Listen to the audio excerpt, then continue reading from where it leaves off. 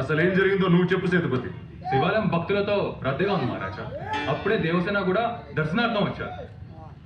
అప్పుడే మీరు వచ్చే సమయం కావడంతో వారిని ముఖద్వారం నుండి కాకుండా పక్క దూరం నుండి వెళ్ళమన్నారు. బాహో, ఏంటి ప్రవర్తన? బాధితుడిని బెదిరిస్తున్నావు. ప్రతిమాలితే నిజాలు బయటికి రావు మహారాజా. నీ హద్దులు అతిక్రమిస్తున్నావు బాహుబలి. నిండు గర్భిణిని సంఖ్యలతో నిలబెట్టి ఈ సభ ఎప్పుడో హద్దులు అతిక్రమించిందమ్మా. నిండు గర్భిణి అయినా పండు ముసలైనా నువ్వైనా నేనైనా విచారించే పద్ధతి ఒక్కటే.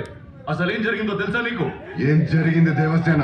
శివాలయంలో ఆడవాళ్ళందరినీ ఒక బయటికి లోపలికి పంపే నెపంతో ఒంటి మీద చేయి వేసి నిమిరాడు. నా మీద కూడా చేయి వేయబోయాడు. వేళ్ళు నరికేశాను. తప్పు చేసిన దేవసేన.